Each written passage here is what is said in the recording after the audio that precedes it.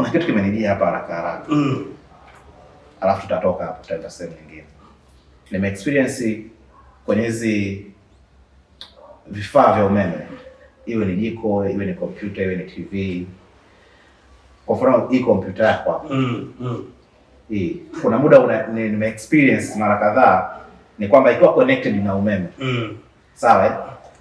Either ikatokea umegusa tu sehemu ya nje. Una feel short ya umeme, short fine ya umeme, au hata ukichukua flash, kuna zile flash za bati, ukijaribu kuplug hapa una feel short ya umeme. Hiyo inakuwa ni nini?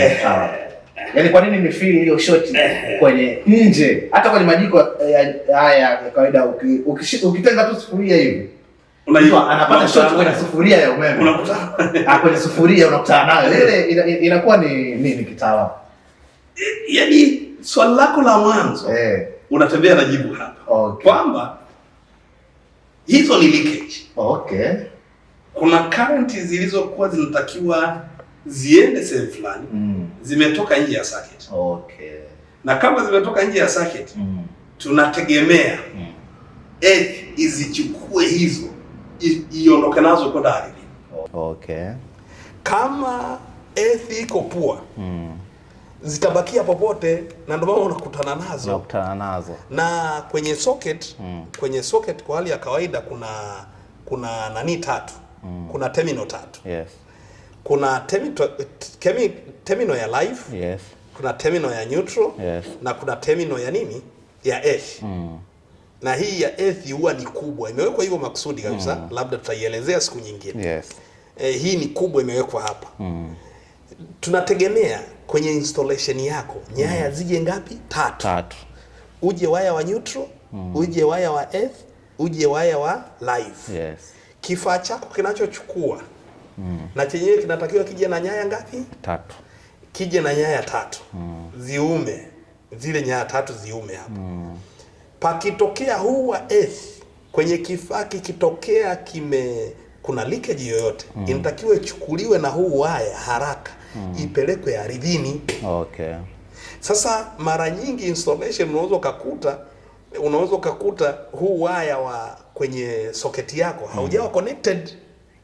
Zimekuja nyaya ngapi? 2.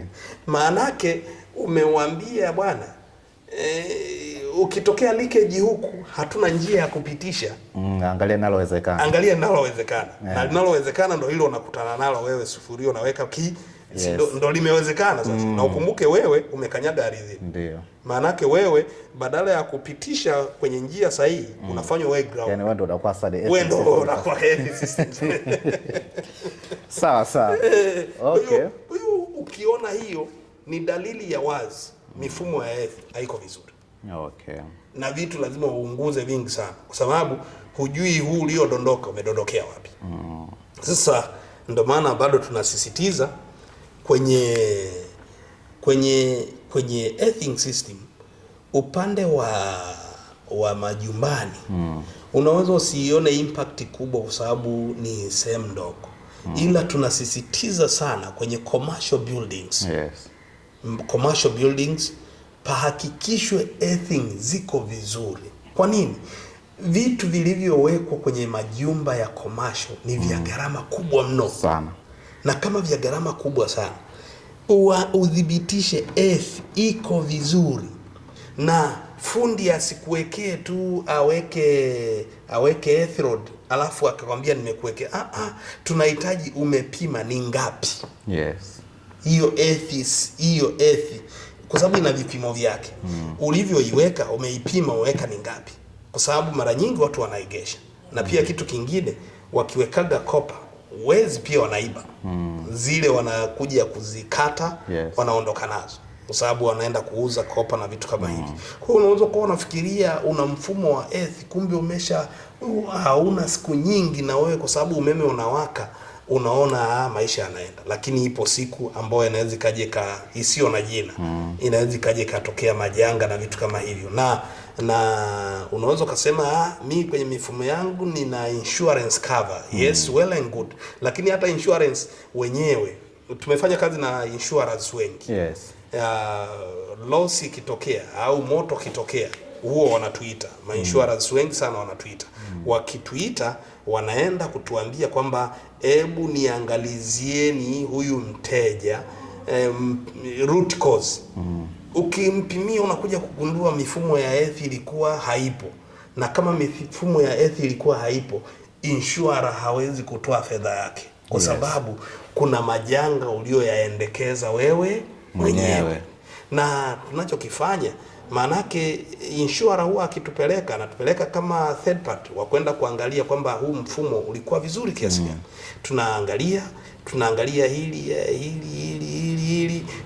na check, tunaona huyu ni kweli mifumo yake ilikuwa iko vizuri, ila janga limetokea huku akiwa amejiprotect. Yes. Maanake hapo kulipwa anakuwa covered kirahisi. Lakini kama uliacha mifumo yako iko very loose, hujaiprotect ni anyhow, uwe na uhakika hata insurers anaweza kukave au asikukave depending on negotiation na terms ambazo meingia.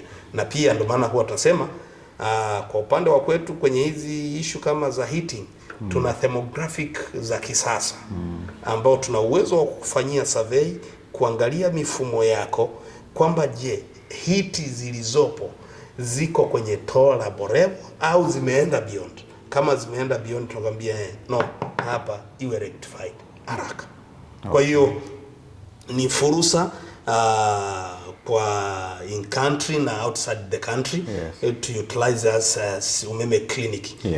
We are available anytime and everywhere. Yes. We are available to go. Tunahitaji tutumwe popote pale, iwe ndani ya mipaka ya nchi, nje ya mipaka ya nchi, tuko tayari kwenda kwa ajili ya kufanya verification ya mifumo. Asante. Tunapatikana Kidatu, Morogoro, lakini pia kama ambavyo tumesema tunakufikia popote, iwe ndani au nje ya nchi. Unaweza kutupigia kwa 0692 340 750, lakini pia ukatupata kupitia mitandao ya kijamii kama nilivyosema, Facebook, Instagram, TikTok pamoja na YouTube kwa jina moja tu la Umeme Clinic.